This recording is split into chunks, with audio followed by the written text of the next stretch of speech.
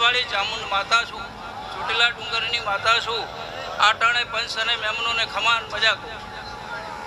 પીરાભાઈ, હું ચોટીલા ડુંગરની માતા છું.